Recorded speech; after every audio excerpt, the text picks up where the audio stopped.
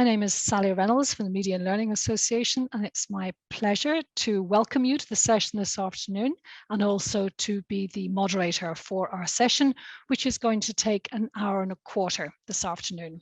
A couple of just small practical things. First of all, we are recording this session. So if you don't want to be recorded, please keep your camera off. However, we would ask you to put your camera on otherwise, because it's always nice to see people's faces, particularly when we're talking and in discussion. And of course, you can also switch your mic on to ask questions later on if you'd like to, or to have an interaction with our speakers.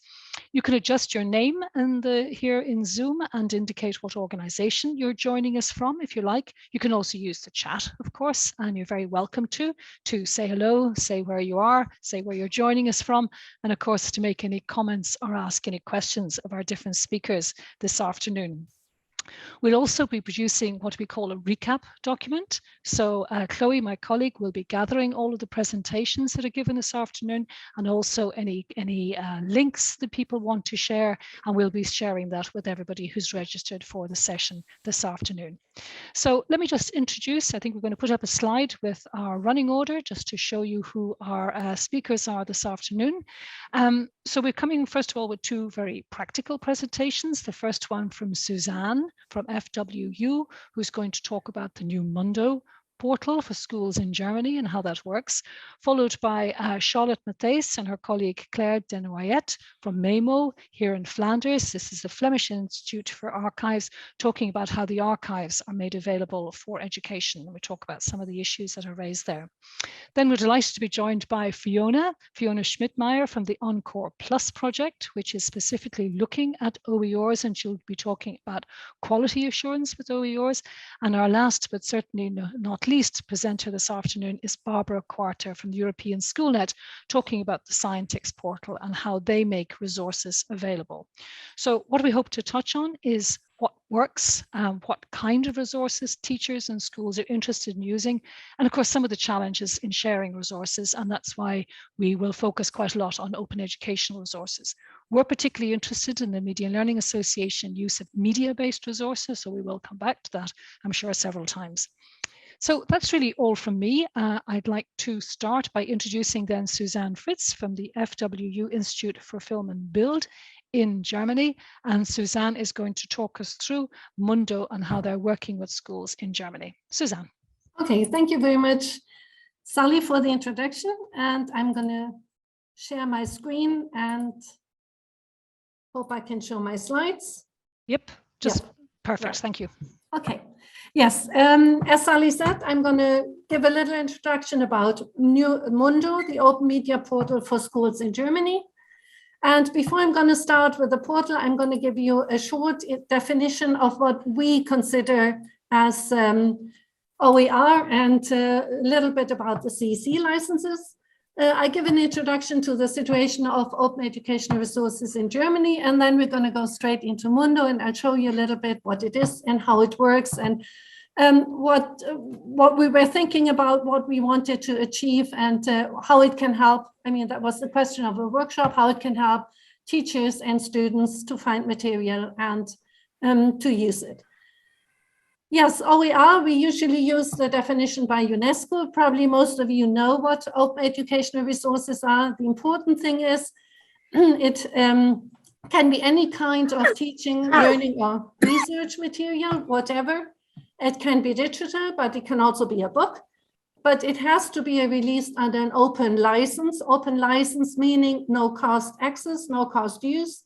And you have to be able to adapt the material, redistribute it, and with no or just limited restrictions. That means you have to give the name of the publisher or the author. And there are the 5 freedoms of OER by Wiley. That means the 5 R's. The material, you can retain it, reuse it, revise it, remix it, and redistribute it. If the material has all these qualities, and the license for it, then we say it's open educational resources. Most of the time nowadays, the CC Creative Commons licenses are used for OER. You can use any other open license as well if the material then can be reused and redistributed. The Creative Commons licenses, they are not all OER. The most common ones are CC BY SA. They have all the qualities that I said. You can change it, remix it, redistribute it, and share alike. CC BY SA means you have to then put it again under the same license. NC, non-commercial, is a difficult license because sometimes private schools, blogs, or even Wikipedia can't use this material. So it's questionable if this is really OER. And then no derivatives. ND, of course, is not very open. You can't change the material. So we don't consider it as OER. So it gets more and more closed, least open. OER, we also have CC0, which means you don't even have to give a name or anything. You can do anything with the material. It's public domain in some countries, CC0 in Germany or in other countries as well. And as I said, it gets less open, and copyright is the least open one, which you can't even change or can't even give it to others or can't redistribute it. Well, in one of the projects, we put all these licenses on a beer mat because to show the teachers it's not that difficult. You can, even when you have a glass of beer, you can know which license to use for OER. So if we could meet, I could give you one of the beer mats, but you can even download them if you want to. The situation in Germany is it started very slowly with OER in 2011. We had more the bottom-up initiatives, what we call bottom-up, and later on came the top-down initiatives. So there were lots of projects by schools, foundations, because the schools didn't know which material to use. The textbook publishers wouldn't allow them to make copies or change the material, so they made their own material, and then they found OER. So that was the starting point from the bottom. And the government didn't start very early. We didn't have any funding for a long time. And for a long time, the government even said in a questionnaire, no, we don't see OER as a policy in the near future. We don't really have to think about it. That changed. And in 2016, we had 24 projects funded by the Ministry of Education. We now have an OER information website. And we also had lots of OER camps with teachers, instructors from all sorts of schools, universities, and adult education and vocational training. A big push was COVID-19 for us. Hard to say. I mean, it was a hard time, but it pushed OER because there was not so much material, digital material available. Lots of teachers made their own material, uploaded it, and other teachers could use it. The infrastructure was then paid by the Ministry of Education. That's how we could found Mundo. We are still waiting for an official OER strategy, which was supposed to come last year, but then we had election and COVID and other things.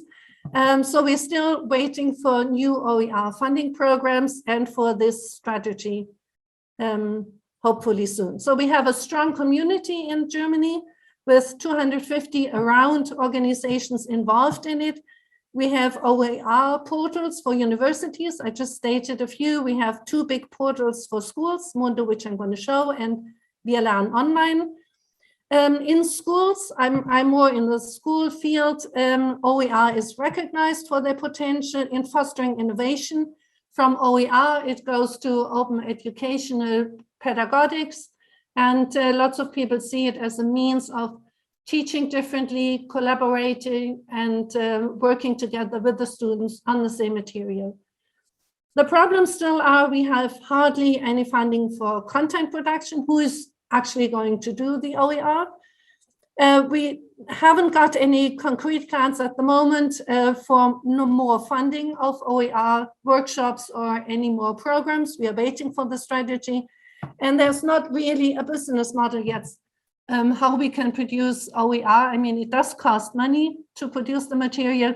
There are some business models, some examples, but not really very thoroughly. Right, Mundo, the media portal. That was also a result from COVID. All of a sudden, we were funded by the Digital Pact for Schools to have this media portal. And the idea was to screen, test. We have an editorial staff and index freely available digital media. We are not only having OER, we also have media from broadcasts, from other media providers, from teachers as well. It's open, anybody can access it. You don't have to log in to actually use the material or download the material. And it's legally secure so that the teachers can actually use it in schools. And the new idea is, it's not only a portal, here is Mundo, but we have 16 states in Germany. They have 16 curricula, we have 16 ministries of education and 16 state portals. And the idea now is we have a content hub in the middle, and where we have all the material, the metadata of the free material, which we put together. It not only goes to Mundo, but it also goes via interface to other local media portals, so they can still use their media portal if they want to, or they can use Mundo, and we can exchange the material from our sources, from the local portals, from teachers who can upload it. I'm going to show in a minute.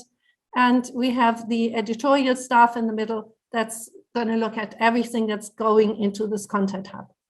Right, now let's go straight into Mundo, and I'm going to show you a little bit about this portal. As I said, you can just access it. You don't need to log in. It's very easy.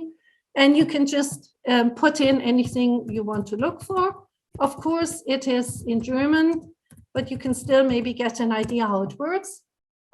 I put in material for political education, and you can see you get the results straight away. And then you can filter it. You can filter it by the subject, the school subject, of course, or by the license. You can see, oh, you can say, all right, I only want OER. We have quite a bit of OER, but we also have other material. The copyright material is from the broadcasters mainly.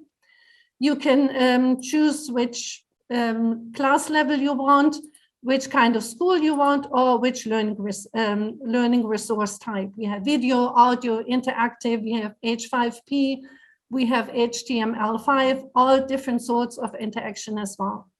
When you look at it, at the results, and you find something that's interested you, then you can have more, in more details, you can look at the introduction, you can look at the license, you can see at the tagging, then you can open it straight away. Or you can get more information if you want to. And you also get other interesting material with the same topic or with the same learning resource type. And you get some information about the source where it comes from. So you can have a look at all that while you look through the material. You can sort it. You can sort it in alphabetical order by reference or old material, new material. And another thing, if you've actually found one, like here we have a worksheet, you can see straight away material that's linked to it. So the same topic, you can find the presentation for the teacher and even for the classroom, and even more information for the teacher. And then, of course, you can open the material, and you can also I got lost a bit.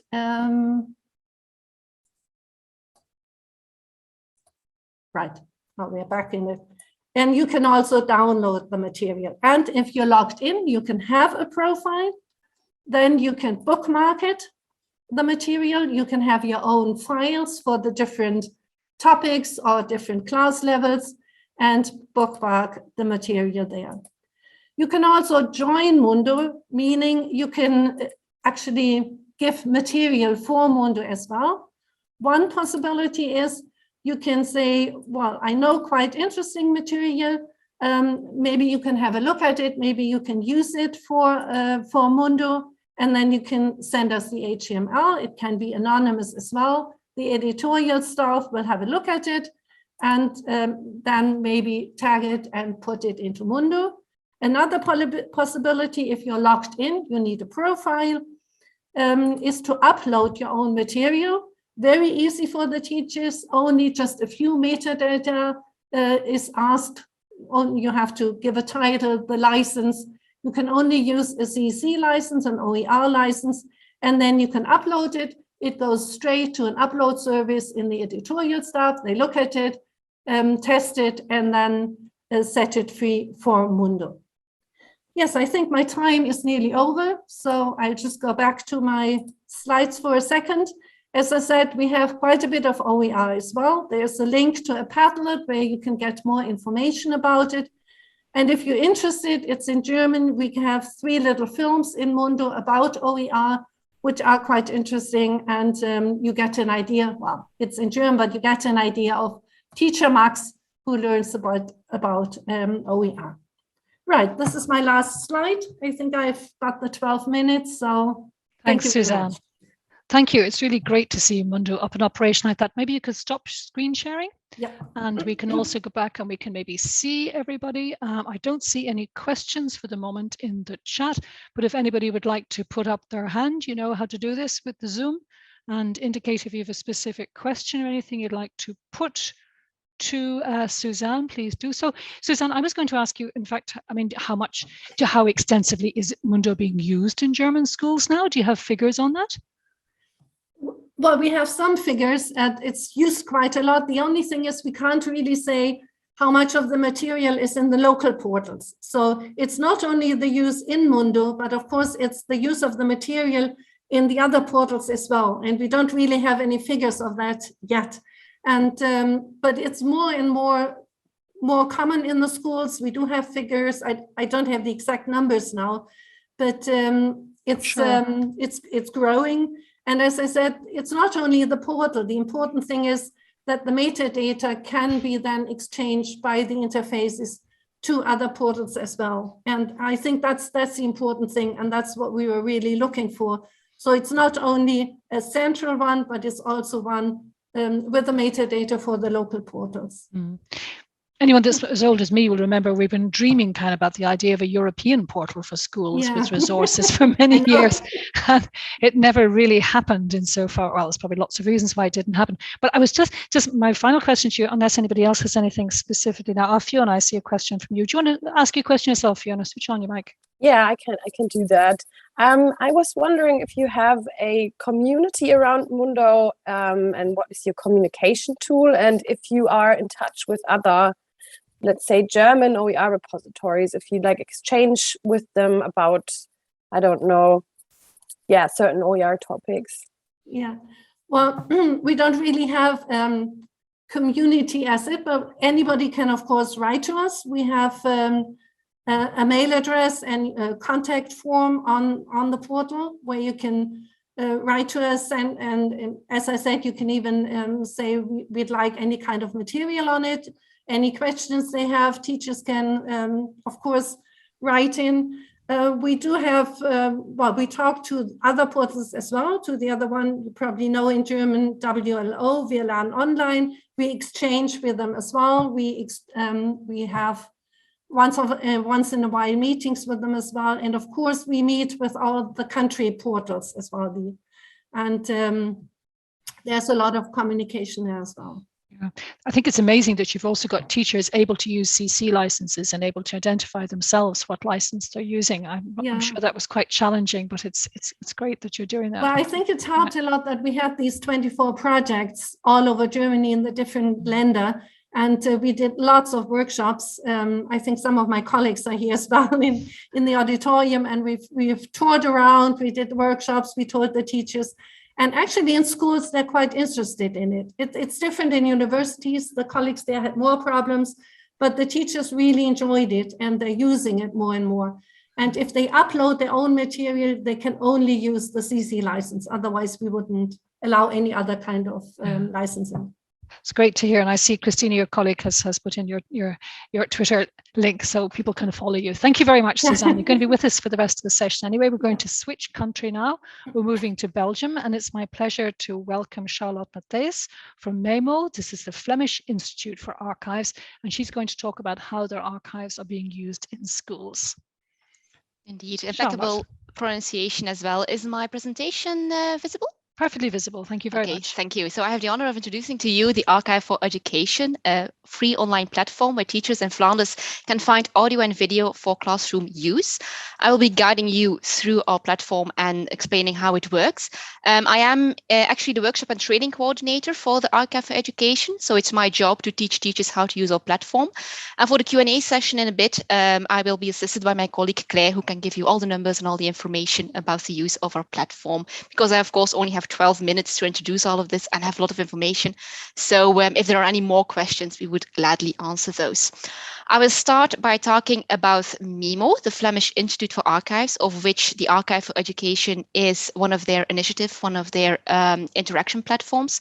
And then I will move to how the Archive for Education is able to make audio and video available for use in the Flemish classrooms. And then I will show you some screenshots from our website where you can see how we will try to get teachers to actually use our material in the classroom. So first off, Meemoo, the Flemish Institute for Archives. Maybe you don't know us because we've only carried this name since 2020, when Via, Pact and Lucas Art in Flanders came together under the name of Meemoo, the Flemish Institute for Archives. And if you still don't know what Meemoo is or what Meemoo does, this is a slide for you, because Meemoo in essence wants to preserve information that is right now stored on physical carriers such as VHS, CDs, DVDs, etc. Physical carriers that can deteriorate and then the information is lost. So they want to preserve that information and safeguard it for the future. So they do digitalization and also digital migration in order to preserve that information. And when they digitalize that material, they also archive it, which means adding metadata. When was it made? Who made it? How long does a fragment take, etc., etc., which then means that people can interact with that material through several interaction platforms, depending on the target audience. Meemoo has different platforms, of which ours here is the blue logo, the Archive for Education. And lastly, they also share all that knowledge with, for example, other players in the Flemish heritage field, but also beyond that information is shared. If you're interested in seeing what Meemoo has to offer and you would like to peek inside that archive, you might be tempted to go to meemoo.be, which is the website, but you will see that that website just has information about the organization. Still very interesting. You can read, for example, about the Archive for Education there, but actual access to the material is governed through different platforms for interaction, depending on the target audience. So, for example, since we are talking about education, our platform is the Archive for Education, where teachers can access the information, the items on the Archive for Education from the Meemoo archives. In essence, how it works is this. Meemoo has a big archive of more than 6 million items. That's a lot. And that is governed by the MAM, the Media Asset Manager. There, Meemoo's different content partners, so the different organizations that are a partner of Meemoo, can manage their materials. They can annotate, they can add metadata, they can manage the licenses there, they can add and remove items, and that is all in the MAM.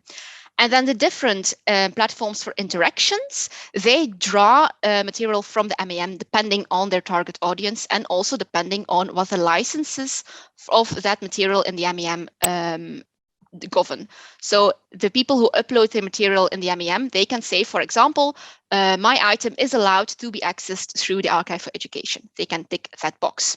And in the case of the Archive for Education, you can see we actually have two filters. Firstly, we have that licensing filter, but we also very importantly have an editorial filter, because not all of these 6 million items are actually relevant for the classroom.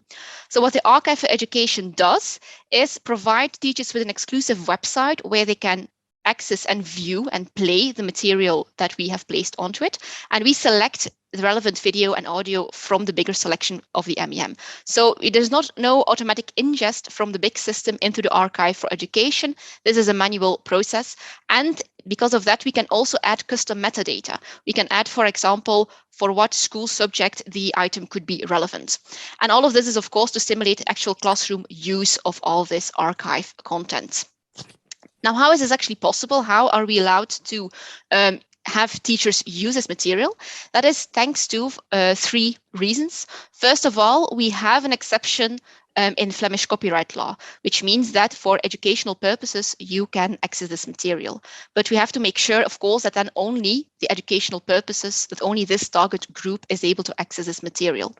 Secondly, the content partners have to agree to have their material on the archive for education. As I said over here, we have this licensing filter. They explicitly tell us that their material is allowed to go to the archive for education.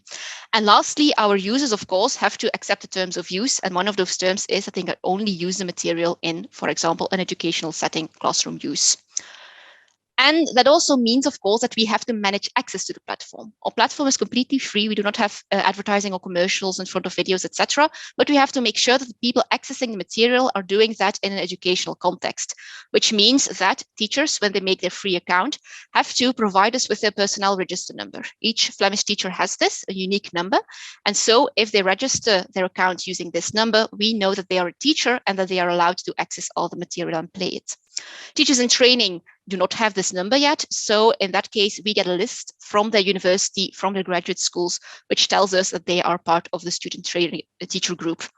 And for pupils in secondary education, there is a similar system in that also their schools provide us with their list. Or if the schools use the commercial school platform of Smart School, logging in through that platform tells us that they are in fact pupils in secondary education in Flanders. So the archive for education brings audiovisual content to the classroom, audiovisual content selected from the big archive of Meemoo. And from Meemoo's 165 content partners, we at this point have material from 58 because we do this manual selection. But that is quite a broad range of types of partners we have. We have both public and commercial TV broadcasters, but also different heritage and cultural organizations and also different types of archives. So people who know a little bit of Flemish culture might recognize some of the names here. You see museums, you see broadcasters, you see theater groups, etc. And this group is ever expanding depending on which material we find use for in the classroom, of course. And this also means that we can offer a broad range of audio and video to the teachers. We have a lot of material from the 20s, but that is most the 1920s and the 2020s. We have older archive material, but we also have recent material that we can draw into the archive for education, which means that we can really stimulate teachers to use audio and video in the classroom to talk about current events, but also to, for example, draw parallels with the past and to learn from all the material we have, which is, of course, very important in this day and age. And very nice is that we can work demand-driven. We don't have to work supply-driven because we have this very big supply. We can go and look for what teachers need. We do this by employing seconded teachers, so people who come from the classroom, know the curriculum, and then select items from the MAM based on that. But we also have a form for user requests. So users can request items to us, and then we try to get them onto the archive for education. And items can also be selected in the context of an educational project or a project with a partner. And that is how right now we have about 24,000, but ever expanding items on the archive for education out of Meemoo's more than 6 million. And at this point, we have about 150,000 active users on the archive for education, which of course includes both teachers, student teachers, and pupils in secondary education. Now, providing all this information and having this platform with all the audio and video on it is one thing, but actually having teachers find the item they want to use and stimulating them to use it in the classroom is another thing. But we also try to do this on our website through different ways. First of all, we have quite an advanced search system. This is our search here, where teachers can, for example, order the videos from most recent to oldest airing date. They can also look for their subjects, their course subject, for a keyword, for which television series it has been aired in, etc. So they can really select the item they need and go looking for it. Of course, they can just also put a search term in here to look for the item they need. So for example, if a teacher wants to teach their pupils about the economic cycle, they can look for items for the course economy and then try to refine the search that way. But what we do is all of that work already for them. So this is an example of an editorial collection in which one of our seconded teachers has done this work for the teachers. He has looked for items that are relevant to teach about the economic cycle. He has trimmed the different videos for classroom use. He has described why the item can be used in this class, and also sometimes how. So to teach teachers to do more than just talk in the classroom and press play, we give certain lesson tips on how to use this item in class, kind of assignments you can give with this video, for example. The secondary teachers are not the only ones active on our platform. We also have collaborations with educational publishers, or in this case, a heritage institution. This is one of our collections about heritage, in this case, in different jobs. And that means that teachers can get inspired to use videos in the classroom, and they can very quickly gauge whether or not a video is relevant for classroom use. Also, because next to every video or audio fragment, we have a detailed description that says what is happening in that fragment. And so teachers don't have to watch the full thing beforehand to be able to gauge whether or not it is actually relevant for them. And teachers can also make one of those collections themselves and put it on public if they want to. They can also trim the different fragments to size. They can also annotate it, etc. And all of that can also be shared with pupils in secondary education through making an assignment. So these are a couple of the options we have on the Archive for Education to stimulate this classroom use. But we also wish to inspire the teachers in using this, and also, of course, support them. Because, for example, we are having a big change in the curriculum here in Flanders, where a change is being rolled out in working with key competences. And we have an inspiration page here where teachers can look at the key competence they want to teach, can find information about it and relevant videos to use in class. We also have on the same page didactic hints and best practices for working with material. For example, how to work with older black and white material, how to make that engaging for the students. We also keep expanding our tools for pupils. We have a big change incoming where pupils can look for information themselves. So they have searching possibilities. I know I have 30 seconds left. And we also try to support the teachers through, for example, workshops. Now, of course, the question is, what do we do in the future? And that is a bit depending on the changes in the educational field. For example, last week, there was a presentation on hybrid teaching that also influences how people will use audio and video in the classroom. Same with technological advancements that will change how people share audio and video. So these are a couple of the questions that will shape the future of our platform. Now, any questions you may have, we will gladly answer. We have a couple of hidden slides here as well, which we didn't have time for, but depending on the needs, we will reveal these for to answer your questions.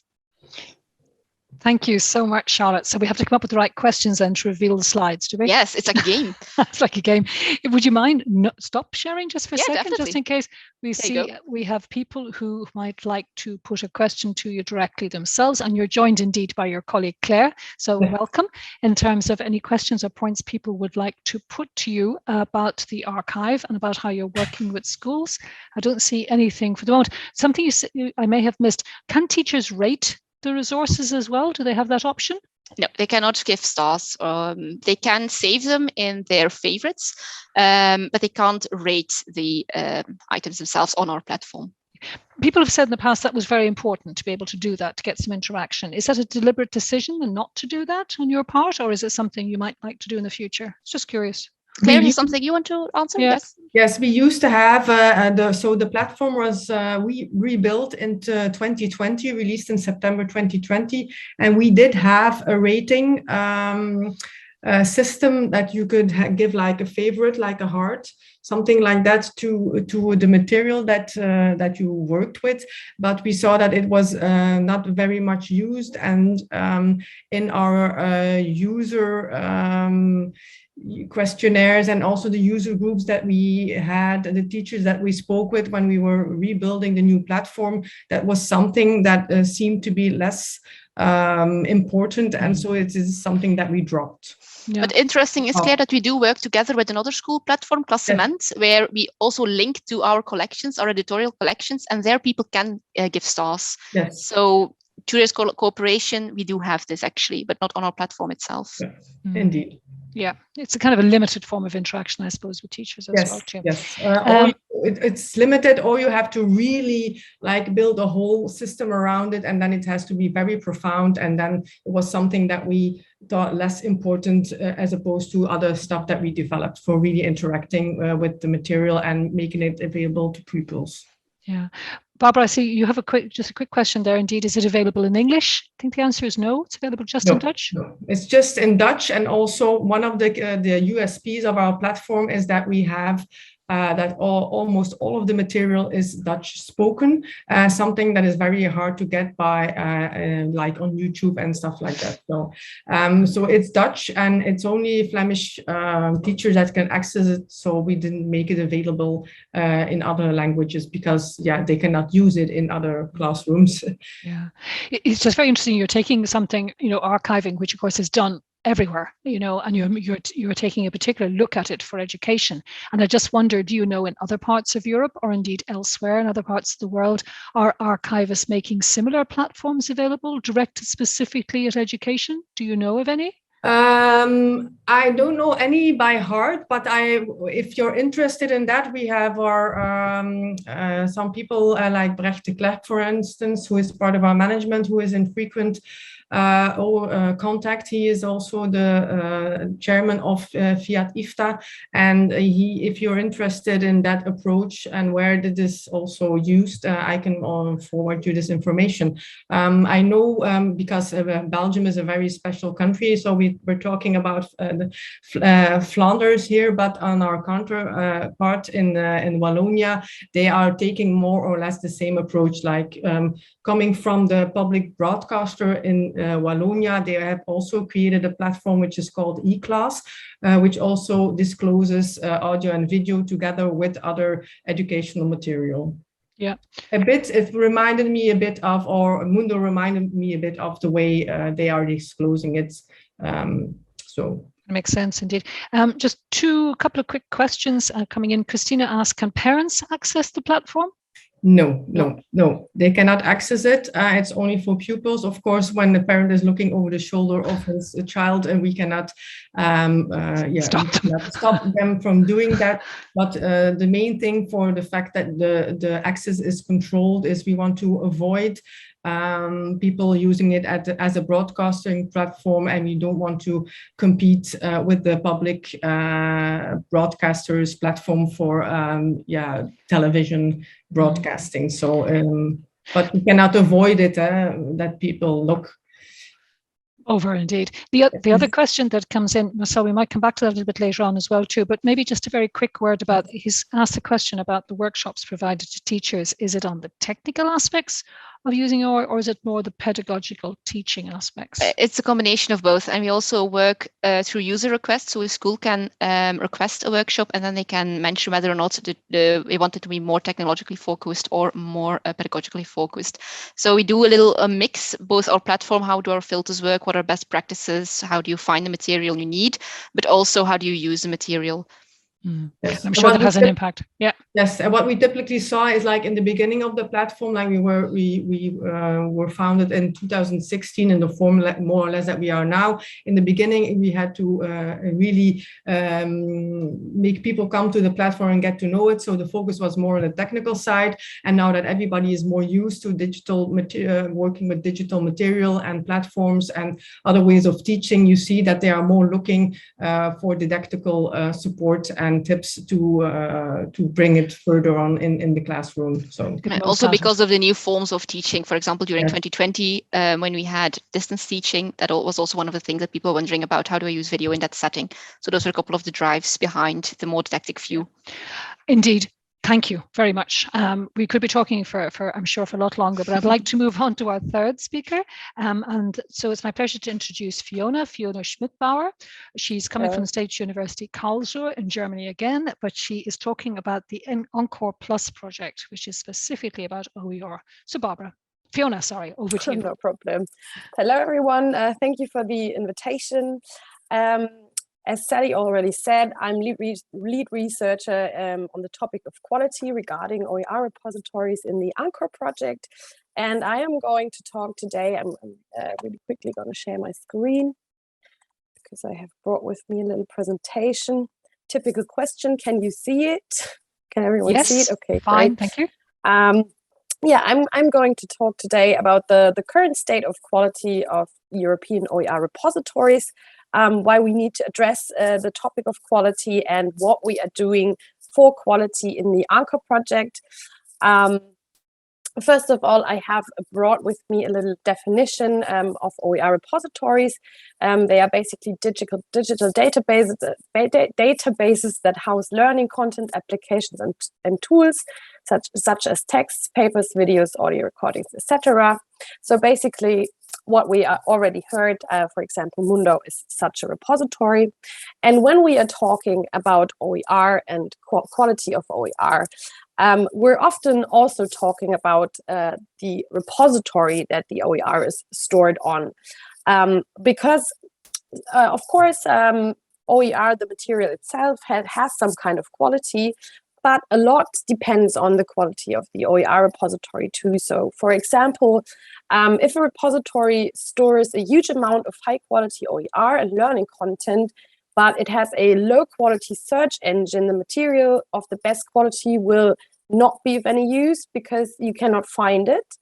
And if you can find the material that would fit your needs, for example, as a teacher, the material that is on the repository, you will not be able to use it, or you don't know what source the material is from, and if it's a trustworthy source, or if it has been fact-checked or reviewed, or you can find good material on a repository and it doesn't say how you may use it. And that is not an issue of quality regarding the OER itself, but regarding the platform or the repository that it is stored on. So we need to talk about the quality of actual OER material, we also need to address the topic of quality regarding OER repositories. And this is what Anchor does, the project that I work with. And I'm just going to say a few sentences about it. It's Erasmus Plus funded with a duration of 3 years, and it's still going until the end of 2023. So we're basically in the middle of it. And we're organized as an ecosystem. I'm not going to go into very much detail because we don't have the time, but I think there will be a link in the chat if you want to follow up on the project. So this is our ecosystem, and on the outside circle, you can see the problems that we identified regarding OER, and which also displays the current situation of OER in Europe.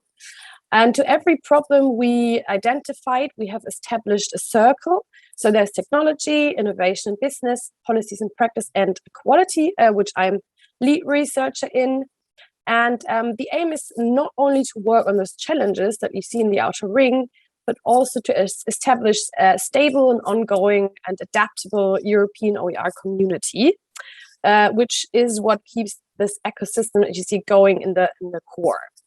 And we are going to zoom in on the topic of quality now, because as I said, it is a really important topic regarding OER repositories. And I will give you a little overview about the current situation and then get into what we are doing for quality in the Anchor project. So there are a lot of different quality approaches across Europe on how to ensure quality of OER.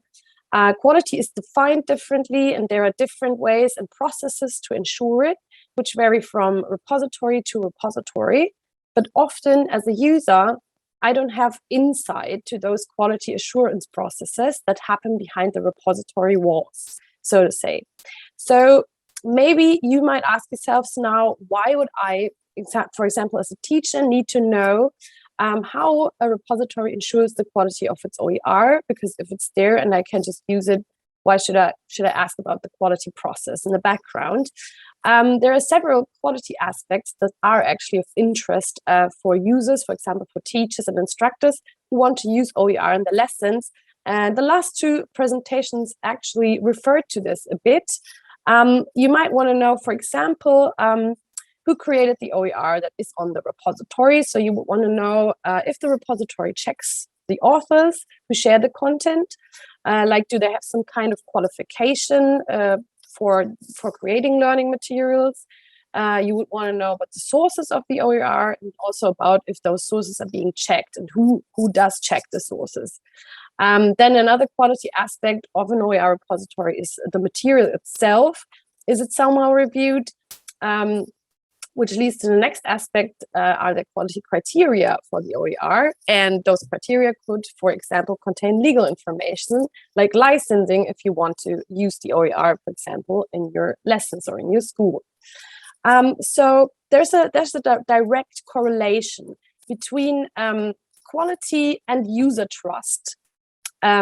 That has been stated in several publications that says that users choose their learning material based on whether they trust the quality of the material.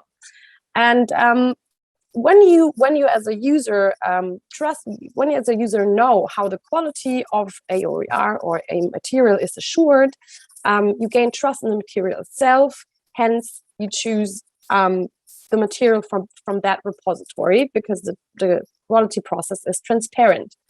And we actually did a stakeholder survey, which is also being linked to the chat, I think, that shows where we asked 156 professional educators about their preference on how they choose the OER they use. And most of them rely on their own evaluation of quality, but very closely followed by the trust in the source, e.g. the repositories. So teachers want to trust in the repository they get their OER from, and they want to trust that those repositories ensure the quality of the OER they contain.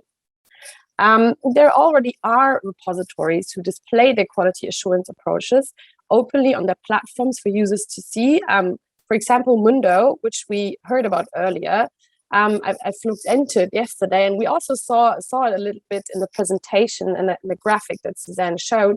It has an own page dedicated to their sources and another one that displays who is involved in the repository, for example, the users, teachers, an editorial board, etc., which is a great example actually on how to display quality, because it builds trust if I can see where the material comes from and who reviews it. There's another German portal that we already heard of today. It's Wir lernen online, WLO. And they have a whole page dedicated to quality assurance. They have actually several pages on their platform dedicated to the topic of quality, where I as a user can very much detail see where they retrieve their material and how it's reviewed, etc. And well, this builds trust for me as a user. So it's really, really important for OER repositories to make quality transparent. But a metadata analysis shows that only 43% of OER repositories actually mention explicit quality practices. So while those 43% while even those 43% that mention it, they do that in very different ways, because quality, even if they already do broach the topic of quality, as I said, they do it very differently. And this is because quality is a vast and also quite individual topic. Quality of material for schools, for example, is defined differently than quality of material for businesses, for example. And businesses also probably need to know about other quality aspects than school teachers. So there is not a one size fits all quality approach for all repositories that contain OER. So now I'm getting into what we are doing. In the Anchor Plus project right now, we want to help those repositories that already have a quality practice or a quality approach. We want to help them make that quality approach visible and transparent and tangible to the user. And we are developing a quality transparency tool for that currently in thematic peer group workshops with experts from all over Europe. And I cannot tell you yet how this quality transparency tool that we're developing is going to look, because, as I said, we're in the middle of the project, we're in the middle of development. But this is the adaptable and community-based approach that we want to take. And we want to help with this instrument that we're developing, not only what do we want to have OER repositories that already have a quality practice to show it more to the user in an easily understandable way. But we also want those repositories who do not yet have a quality approach or who did not yet document it to somehow get an idea on how they can like put it in a little profile or passport or make it visible to the user actually, because it builds trust in their repository and the material that they store. And yeah, what I would like to do now actually is I would like to invite you to help me with developing this tool a little bit by telling me what information would this tool need to contain to inform you about the quality of the OER on a repository. What would you like to know at the first glance actually about the quality of a OER repository? And if you want, you can let me know in the chat together with, for example, your profession or your position, what you're doing. And I think that will be some really interesting insights for me. Fiona, we're a bit tight on time. Oh, sorry. Yeah, sorry. Just if you could maybe round up and let's see if we get some comments into the chat. I'm ready. I'm done. Oh, great. That's my last slide. Well, let's just leave that question. Let's keep that on the screen just for a couple of moments. So you see, thank you. I see Chloe's actually put it into the chat. Thank you very much. So you can stop screen sharing, if please, Fiona. Thank you very much. And so it's a question to all of you. It's an impossible question, if you don't mind my saying so. Quality is such a broad topic. I'm very curious to see if anybody's going to risk answering that. What information would this quality transparency tool need to contain to inform you? So what kind of information is important, do you believe, to tell you about the quality of something? Is it the audiovisual quality, for example, if it's a piece of media? Is it the extent to which it relates to the curriculum? What do you think? It's a really explorative question, actually. It's a very interesting question, but I don't see anybody in a rush to answer it. Anybody like to dare switch on their mic and say that what they would answer? Looking even at some of our repository people here. So what qualities, what if you're making OER, what information? That's actually one in the chat.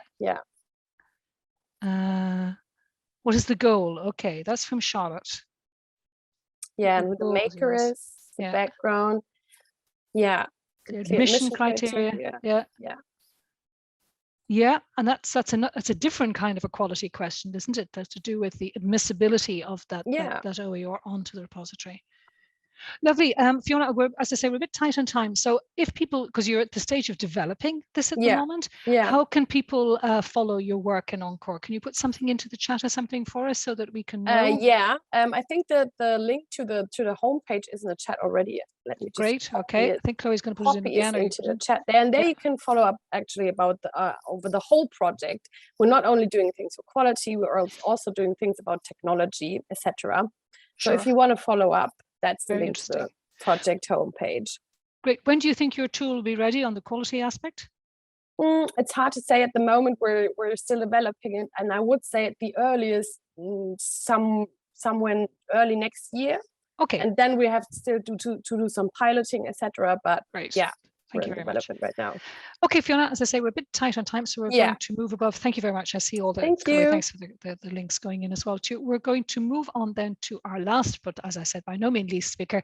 It's my pleasure to introduce Barbara. Barbara comes from European Schoolnet, which I think everybody's very familiar with by now, and she's going to talk to us about the Scientix portal and the work that they do there. Barbara, we see your screen fine. Thank you. Thank you very much, Sally. Thanks a lot, and good afternoon, everyone. Yeah, my name is Barbara Quarta, and I'm a project manager at European Schoolnet in the Science Education Department here in Brussels. So thanks again to the Media and Learning Association for inviting us and for giving us the chance today to present some of the opportunities that Scientix is giving to teachers and other educators in general. So just a few words about European Schoolnet. For those that don't know us, we are a network of 33 European ministries of education, as as a non-profit organization, we have to bring innovation to teaching and learning to our key stakeholders. So ministries of education, schools, teachers, researchers, and industry partners. So Scientix is one of our actually main projects to support schools and teachers for their teaching practices. It is also known as the Community for Science Education in Europe, and it is all about promoting and supporting a European collaboration among STEM stakeholders. So Scientix was launched back in 2010 as an initiative of the European Commission, and it is now in its fourth stage, ending at the end of this year. And since the really beginning, Scientix has been coordinated only by UN, only by European Schoolnet. So what does Scientix offer to teachers? A lot of things.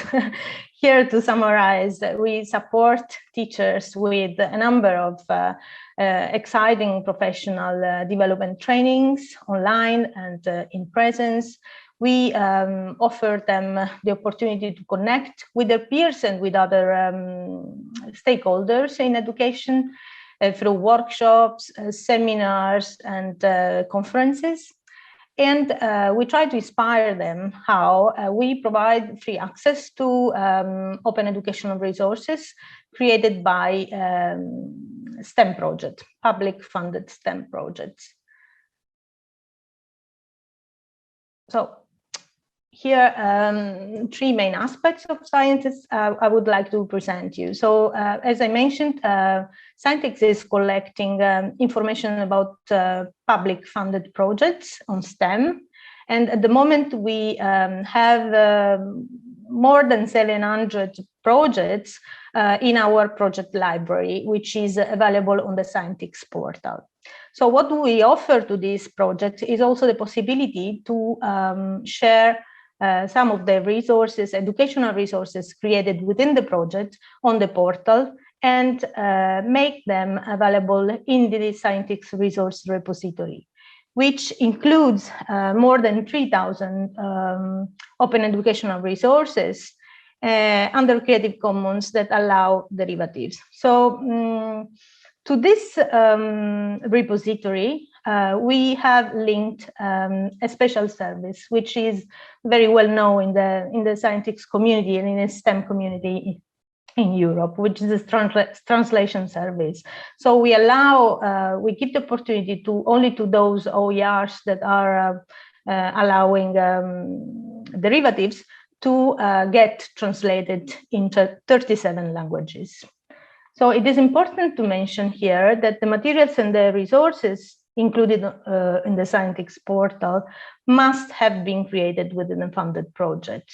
So the reason why is that, and this is really linked to what Fiona was mentioning before about quality, for example, this is only an aspect, is the projects are then in charge not only for the quality of the resources, but also of any other copyright issue. So that's something we want to clarify.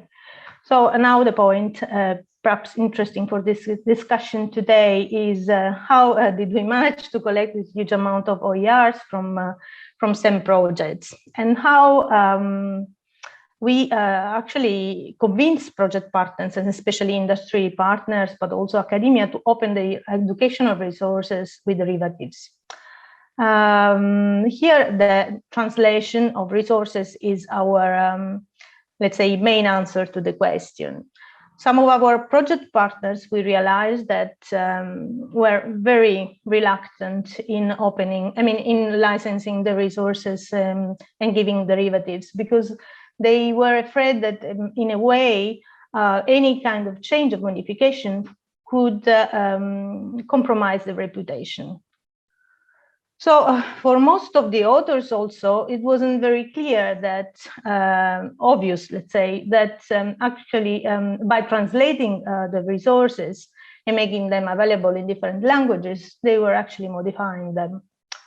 So the trick is that by offering those projects and those project partners the opportunity actually to have the resources translated in different languages, hence increase the visibility of the resources and the organization that were responsible for producing them, and the use and the impact of those resources at international level really worked well in convincing them to license and open completely the resources and allow derivatives. So this is just an example, you know. Of course, if you have a resource in Italian only the Italian teachers are going to use it. While if you have it in 37 languages, well, the impact and the visibility is quite different. So this was our main trick to convince those people. The second point I want to talk about is really related to the teachers. So we asked our teachers in our community if they were really checking their licenses before modifying the resources. And actually 8 out of 9 said no, but they modify the resources. So the reality we realized is that if the resources, the educational resources are really high quality and interesting and inspiring for teachers, they will use it anyway and they will modify them anyway. So this is the second reason we use to convince the industry and other reluctant partners to license the resources with derivatives. My last point here regarding OERs is that we really believe that this kind of discussion should be should be part of every public funded project and should be explored at the beginning of the project with the project partners, when all the partners making agreements to allow what to do with the educational resources. And the open educational resources created by public funded projects should indeed be, in our view, allow derivatives and be there available for the teachers, and in a way that the teachers actually are free to adapt them to their needs, to their countries, and so on, and to the needs of the students, of course, because learning is changing. So in a more collaborative and co-creative approach, let's say. So I would like to conclude my presentation by giving you just a brief description on how the Scientix translation service is working. So this is linked, as I mentioned, to the resource repository, and only those resources that with share alike, I mean, can be translated in 37 languages. It's free of charge, and it is connected also to a voting system. So Scientix is launching several translation campaigns during the year, and each campaign is linked to a specific topic or element of the STEM school label, which is another initiative under Scientix. And all the participants of the campaign can actually vote the resource that fits the topic, of course, and it's most useful for them.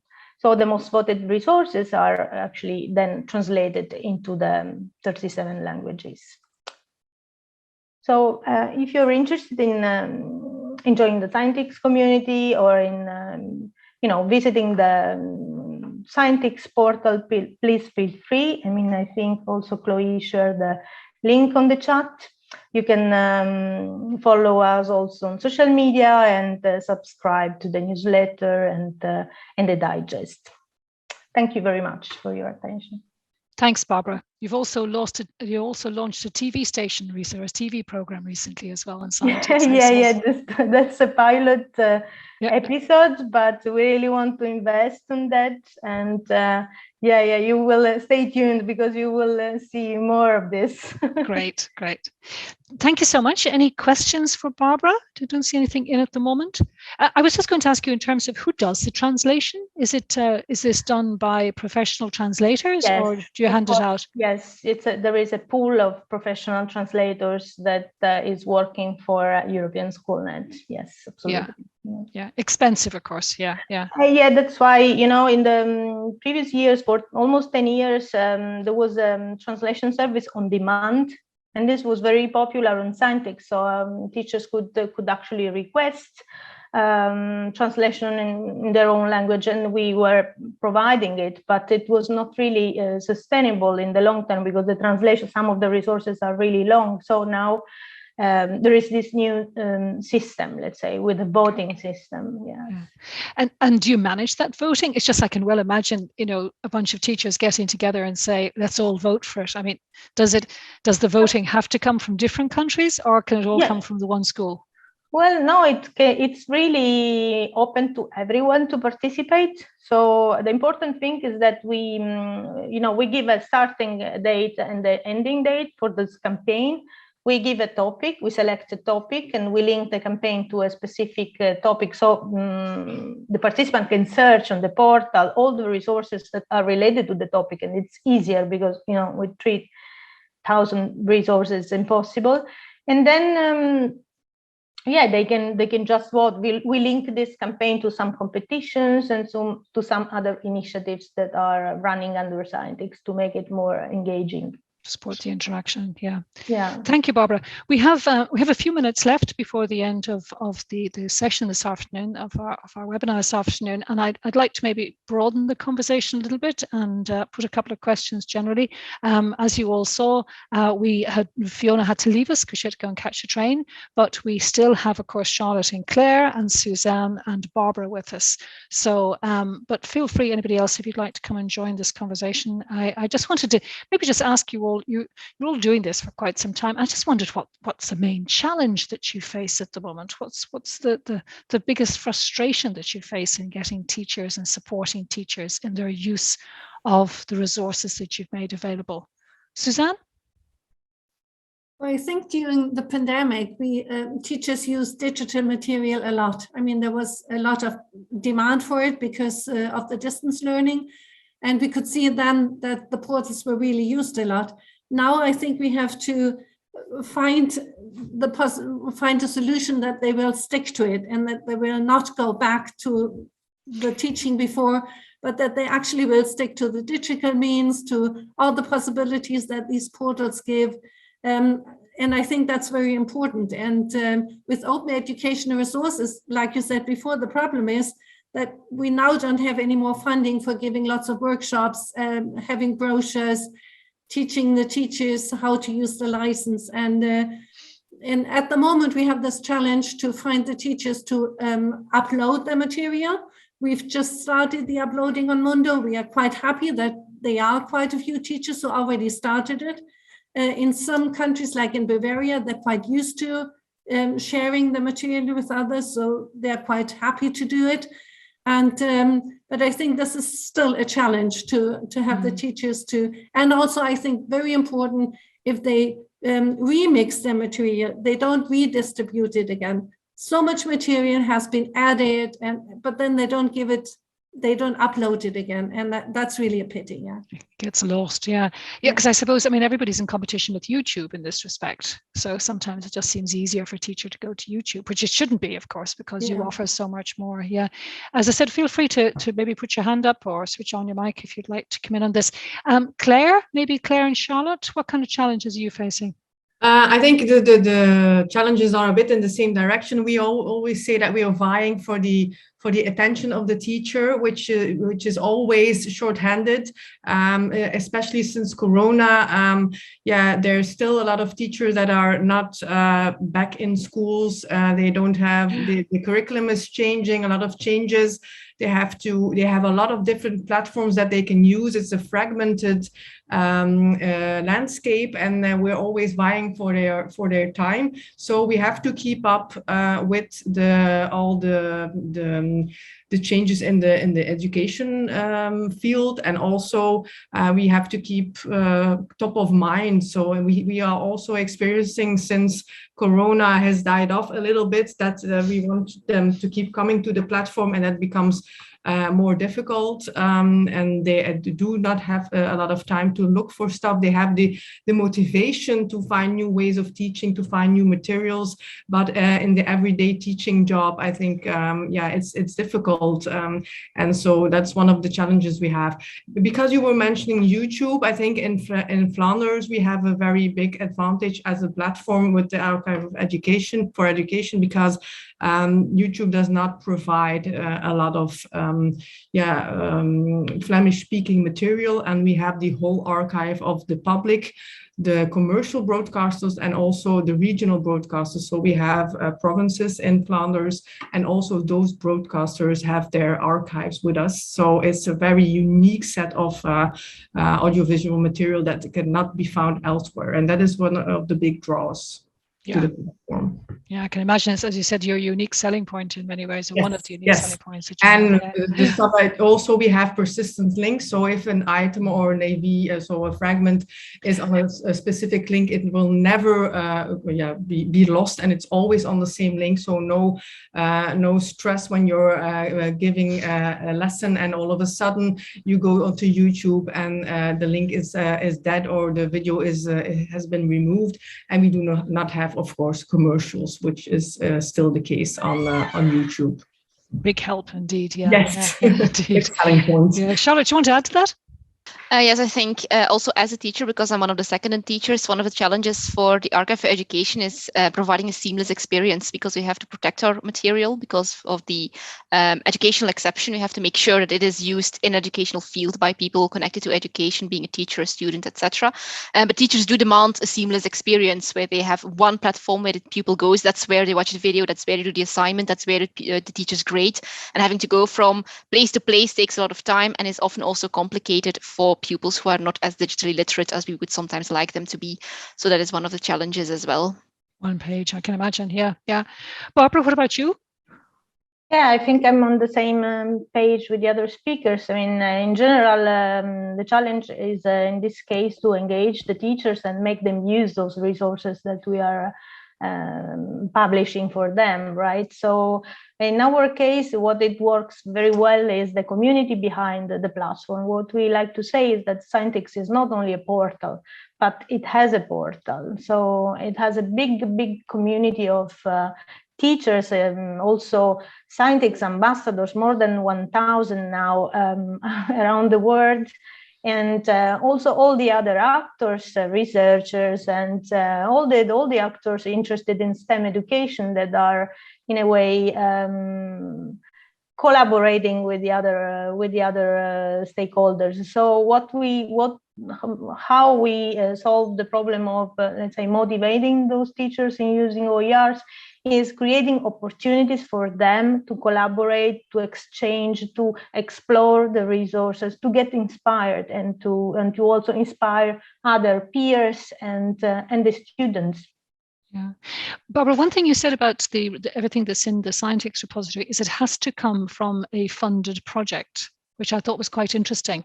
Do you include, for example, e-twinning, results from e-twinning activities, which are not funded, but they're, Yeah, e-twinning activities, it's a different spheres, but in general, in Scientix, since Scientix was really born to give visibility to European funded projects at the beginning, all those projects that are funded by the European Commissions and on the topic on science education, and that goes into the dead valley after a while, and we know very well this phenomenon. So in a way to put together the actors to stimulate collaboration. So this was the principle, just to explain the background.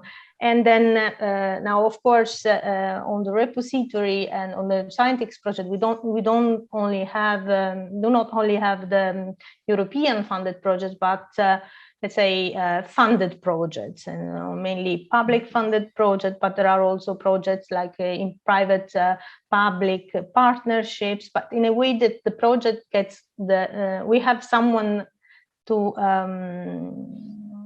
Someone behind the resources, an entity, a project. Yeah, and also a bit of the quality control aspect as well that you mentioned. Yeah, exactly. Yeah, Deb asks a question: what grade levels of users are most popular for your resources?